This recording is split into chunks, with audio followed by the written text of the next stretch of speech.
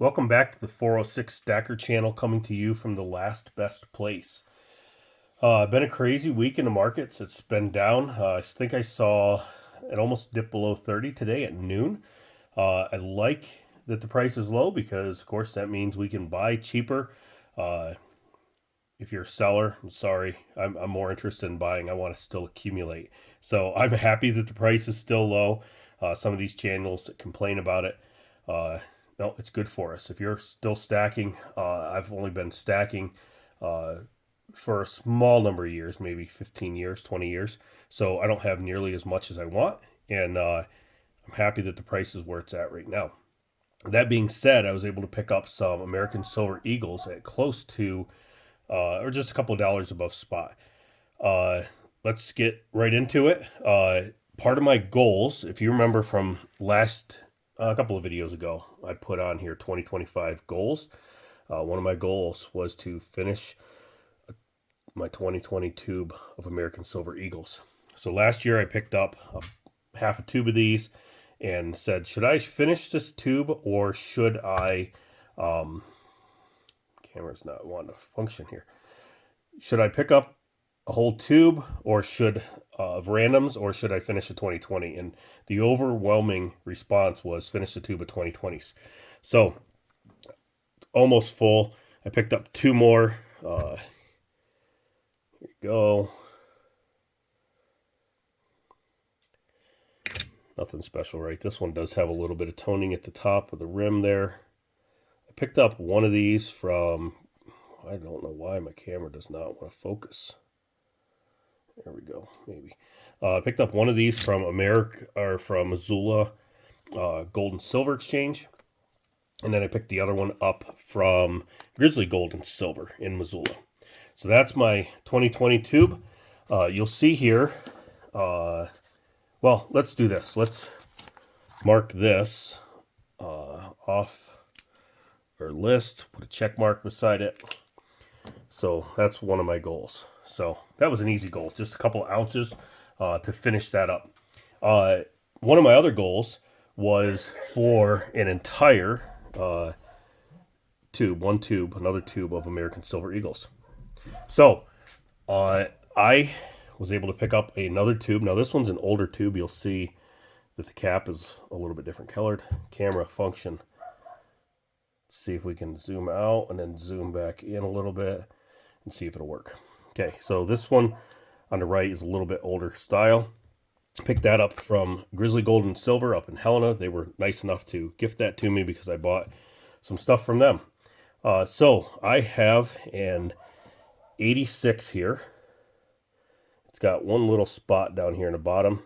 This is a key date, of course. It is a first year. I always forget to flip coins the right way.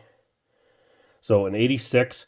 I picked this up from a private seller. One of the guys I go to church with had that. He had a bunch of coins. This one was not graded. The rest of his were. And he said if I wanted it, he would sell it to me for $45.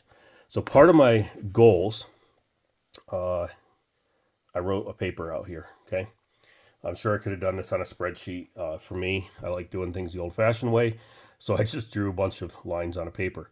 So we've got 86, and I've got it all the way out to 2006. That'll be 20. And then next year, I'll do from 2007 up to 2026. So that'll be another 19. And then when the 2027s come out, we'll have that. So this is the year, when I purchased it, how much I purchased it for, and then the purchase location, private seller. The other two, the 87 and 88, I got from Grizzly Gold and Silver in Helena, and the 89 I got from Grizzly Gold and Silver in Missoula. So here's the 87. We'll put him in his tube. 88, and yes, I'm handling them with my hands. Silver, guys. 89. A little bit of toning around the edge there. So, 4. Not a bad way to start the year, right? So, 2020s, put that there and that there. You'll also notice that I have an Englehard here. I was fortunate enough, I had a good friend of mine give me an Englehard tube. There it is, OEM. Uh, that tube sells online. They bring over $50 on eBay just for the Englehard tube. So very nice gifts from him. I'm very appreciative of that. And anyway, we're going to start filling that. So I had a couple in here from last year. So if you guys remember, I was picking just randoms. These are all 84s. And we're going to put them in the bottom of the tube. This one that I got this from Grizzly Gold and Silver in Helena. It's an 83, which of course everybody knows is a key date. It's pretty nice. Englehard. Big E. I picked him up for $40. So they gave me a little bit of a break on it. They got a couple of tubes of them in, and they gave me a little bit of a break because I do buy quite a bit of silver there. So I'm very fortunate to get that. So that makes 4 for our Englehard tube. Now the Englehards, I believe, have 25 in a tube, whereas the Silver Eagles are only 20. I've also created a sheet, but this one I did a little bit different. So again, with the camera, this is the second time I've tried to shoot this video. The first time, the screen wasn't turned correctly, so it shot it, instead of landscape, it shot it in portrait mode, which doesn't work real great for YouTube. Englehard Prospector. This is 1984, 2020s, 4 is when I bought that. So I bought all these last year. And of course, on my goals, I put on there that I had wanted to finish the tube, right? So finish the Prospector tube. So only have to get 22 ounces this year for that. I bought some of these different places, Grizzly Gold and Silver, Missoula. The 2025, or the 1983, I got in January of 25 in Helena. It is a key date. So one nice thing, almost knocked you guys down. One nice thing about doing paperwork and keeping your paperwork, right? And writing things like key date on there. I'll do that with this 86 and with a 96. Those are key dates. I'll write that on there because if something ever were to happen to me and my wife had to liquidate this for some reason, she should know that the 86 is going to be worth more than some of these other ones. She should know that the 83 is going to be worth more, right? It's a key date. It's going to be worth more than some of the other ones.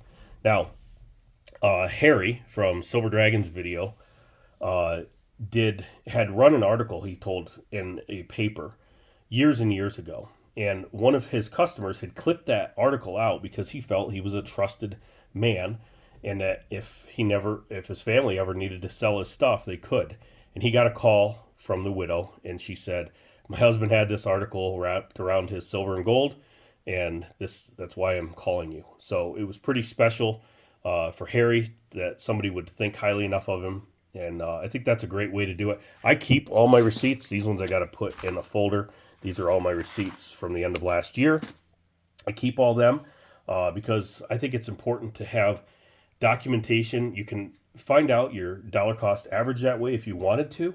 A lot of the stuff I collect doesn't really matter the price because some of it's more collectible than others.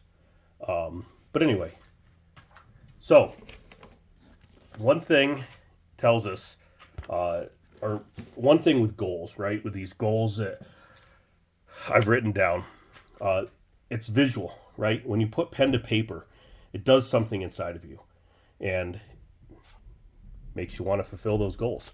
So it's actually a biblical principle. Habakkuk 2:2. See if we can focus in on this.